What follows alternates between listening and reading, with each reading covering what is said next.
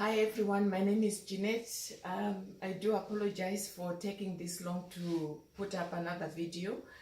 Now, this video is a continuation of the topic that I'm covering on depreciation.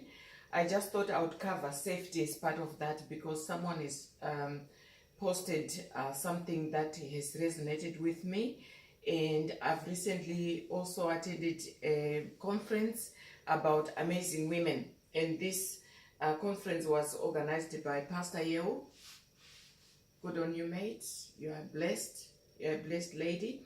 And women came to this forum to share their stories and also to just encourage each other and to start a movement about being your sister's keeper. So it's about looking out for each other, because sometimes things can be so overwhelming. We have lost a lot of women through domestic violence. So this conversation is happening. And obviously, if we don't share our stories, sometimes other people might not know what to do. So this forum was really, really amazing. But in all things that were said at this conference, I took away a lot of learnings that I sat down and I started reflecting on. And I know that at this conference, I was asked to read one of these papers that were handed out. And my paper was Challenge Gender Stereotypes and Roles, Encourage Women and Support Women Who Work in Male-Dominated Roles, Thus Challenging Stereotypes Indirectly.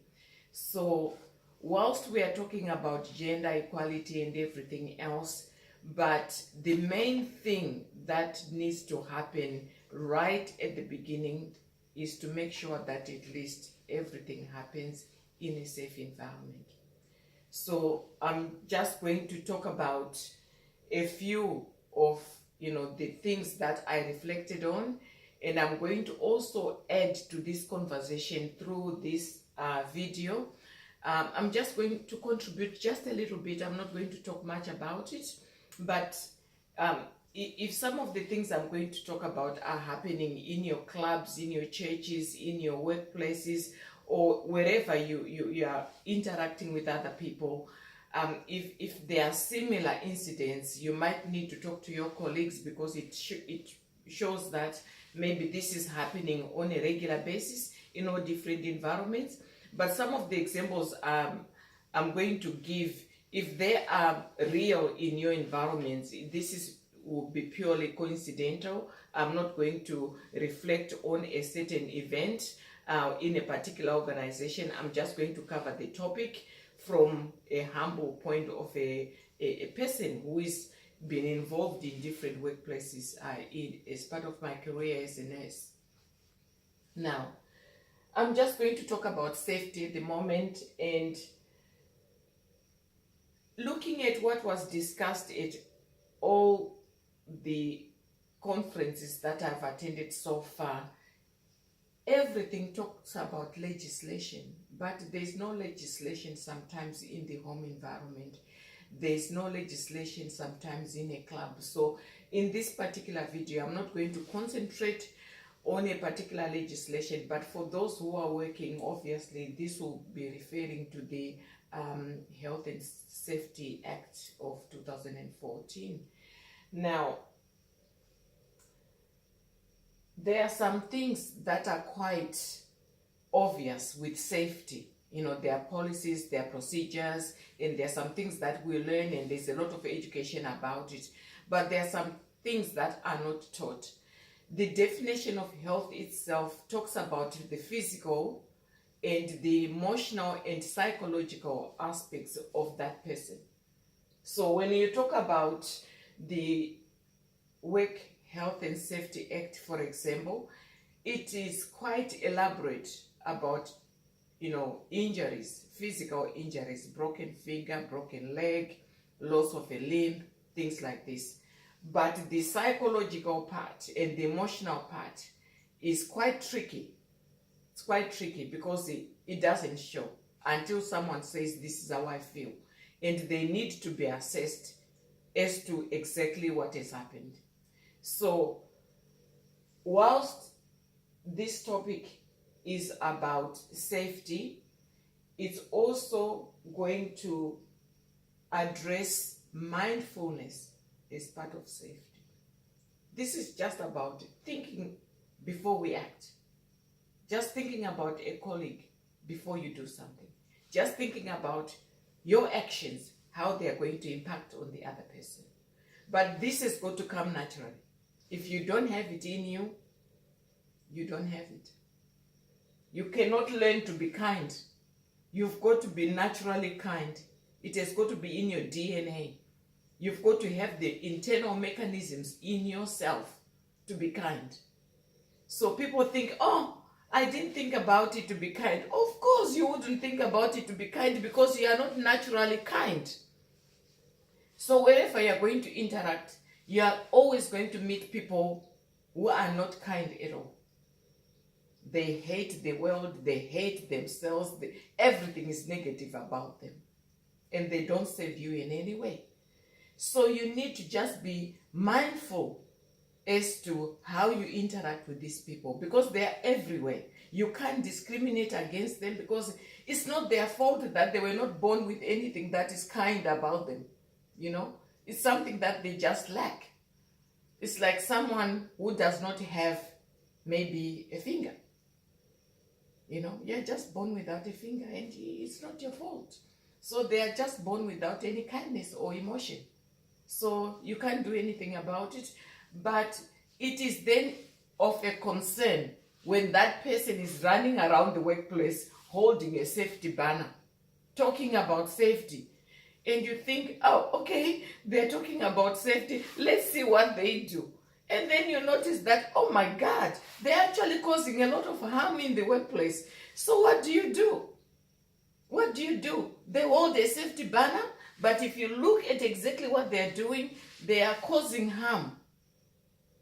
They cause harm instead of promoting safety in the workplace. And nothing can be done because they are quite successful, they are prominent, they are professional, they are respected. So everybody lets them do whatever they do, not knowing that actually they are causing a lot of harm. But no one will speak up. So this is where mindfulness is coming into this topic. This is how mindfulness is relevant to this topic. When people stop to talk about witnessing a bad haircut and they just think, oh my God, I can't say that because that person, oh, they've got this position. What position in a workplace if you are causing harm? Everyone is an individual. Everyone is a human being. Any employee wrote a letter to apply for a job. If you resign, you're not there. So whatever positions people hold in a particular organization or wherever, in a club, in a church, it's not like it's theirs, especially in a workplace. They're an employee. Say something about it. Because if you don't say something, you're also causing harm by omission. You know? So mindfulness is really, really important because this is about thinking about things that we are doing as individuals in a workplace and looking around as to who is there and how we contribute. So the environment here could be a school, workplace, church, social groups, whatever clubs you might participate into. And as part of that, if you look at all the campaigns of safety, they are talking about your safety is everything. Your health is everything. Your psychological and emotional well-being is everything. Wow. If you watch the TV, you can see all these adverts floating around. But in the hindsight, you also have some campaigns that are of an SOS type. Whether it's a flood, tsunami, natural disasters, whether it's war, you find that we are faced with a lot of campaigns at the moment about For example, Save the Child. There's a television advert that says, oh, this little boy has lost his home, he's lost his loved ones, he's lost everything. Please donate to help this little boy. So what are we doing about this little boy when he turns up in your workplace one day? Because we've got them around. We've got those little boys. Now they are adults and they are working in the workplace. They've had the same experiences. And it's not about the little boy only. It's that mother who suffered domestic violence. It's that daughter who suffered a lot of discrimination even in the home. It's that girl child who was denied education as a little girl. It's that boy who was always bullied in the schoolyard. It's that person you've always shunned. Whatever the experience is, the campaign on SOS is for everybody and it resonates with everyone. We've all had experiences. But if we are going to practice safety in a workplace without mindfulness, it's empty. It's empty. You can't look people in the eye and say, well, I'm here to promote safety. People will look and say, what safety are you promoting? You are busy doing things that are causing harm to others. I'll give some examples of some of the information that was discussed at this conference. So you find that a lot of places at the moment are talking about, oh, we are inclusive, we are gender neutral, we respect people's sexuality, we don't discriminate against the color, we don't discriminate against the political orientation or political aspirations, all these things. And people talk about culture, workplace culture, group culture, club culture, whatever cultures they are. But who formed that culture? If that culture comes from a cornerstone of people who were quite kind, empathetic, it's a good culture. But if it is a culture that came from a cornerstone that people who don't care, that culture will perpetuate a culture of not caring at all. I've always said a tradition is a baton passed on. A tradition is a baton passed on. So if you pass on a baton of not caring, it means you will perpetuate in that environment a culture that does not care. Although you are saying, oh, I'm here to promote safety. It's all words. We want to see the action to back it up. Back it up with action, then we are impressed. Now, power. Power is something that is practiced everywhere. So, in this video, I'm just going to appeal to those people with power in their hands to choose to use that power for the goodness of the people around you. Use that power for good. Don't use that power for evil, because it doesn't save anybody. I've got a sentence here, obviously, about organizations. When you are setting up a culture of caring and a culture where you say we need safety, it needs to be backed up by structures that will support safety. There are some organizations that don't have allocated or designated areas for people to work. So their workspaces are not quite specific. So someone might not have a desk. They will use a pool desk, which means you can sit anywhere in an office. Some workplaces don't have a designated meeting room. So when people want to have a quiet room, they struggle to find a quiet place to actually sit and talk to someone, or maybe just to sit down and think or reflect in a place.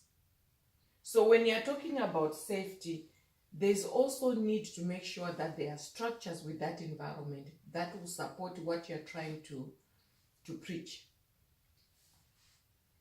So if you end up with that little boy or that little girl that lost everything, and now they're working in your workplace, and you keep telling them, you cannot use this desk, or you cannot use this office, or you cannot use this room, whatever they cannot use, you can't use that computer. You cannot use this chair. You cannot use whatever equipment. I mean, you keep perpetuating loss. They've already lost everything. You have seen them on TV that they've lost every loved one. They are destitute. They've been struck by the worst war in the world, and their homes are lost, and they've lost family. But if you keep displacing them, even in the work environment, oh no, you can't use that office because we want to use it. Oh, you can't be there because we want to do this. And the time that you choose to use that room is the time that you know that other people want to use that room. That's discrimination. You are not actually saving anybody. You are causing harm to those people. Because if you look at every work environment or every club, we are talking of multiculturalism. You've got people from Africa, from India, from Malaysia, from whatever country, everyone is represented. But we don't know their stories. We don't know whether they are the little boy who lost everything. We don't know whether they are the little girl who lost everything.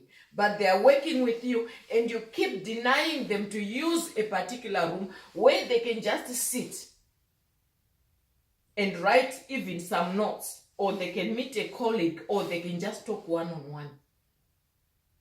You are denying them access into that kitchen to cook, or you are saying, oh, we want to use the kitchen in the next hour, so may you please cook in the next 30 minutes. You are causing harm. People can't cook for half an hour. There will be fire everywhere. So before you say anything like that, please be mindful. That's all I'm saying. Please be mindful. Because the person you are talking to, you are not even giving them any safe environment. Giving people a timeline, do this you are making them hurry. You are making them rush. When people are rushing, they are not thinking. You are not even allowing oxygen into the brain. Which means you are causing them harm by making them panic. If at all you are mindful, then you don't do that. But because it's happening, even though you are the one waving a safety banner, if you do that, you are making a fool out of yourself, because people are looking like, oh my God, I thought she was promoting safety. Now she's telling those people to hurry up. Oh, I've never seen such a joke in my life. And people laugh and they disappear. It becomes a joke. Yet an organization is banking on the proviso that people are promoting safety in their workplace. But when safety becomes a joke, well, it becomes a joke. So people won't believe whatever you are saying. People won't believe. They won't even believe in the mantra of that organization, of whatever they are trying to achieve, because the people representing safety are not promoting safety. They are causing more harm.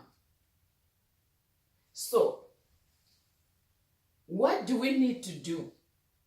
Because obviously a person who is doing that is not thinking about safety. They are not even mindful. Maybe they don't have anything kind about them. It's about helping each other. It's about going and say, hey, do you think you've made the right decision then? Like, how how do you expect they are feeling? Oh, then someone will realize, oh, okay, I won't do it again. And if it stops, give people a chance. People improve.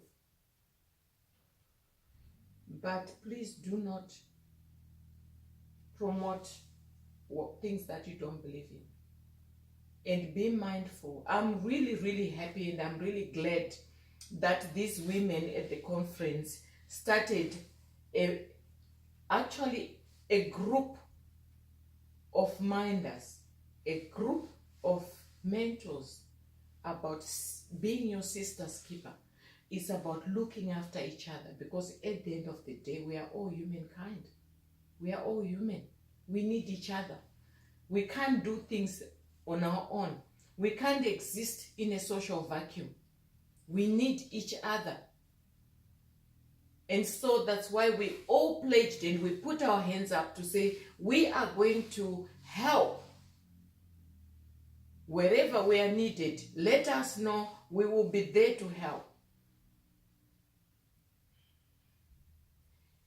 If this video is going to cause you any distress at all, or if any of this information resonates with you, please go and see your GP. You might have some underlying things that you could be dealing with, or you can talk to a colleague, talk to your pastor at church, talk to someone in the workplace.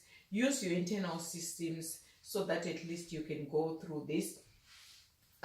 Next time I'll be talking about amortization as part of EBITDA.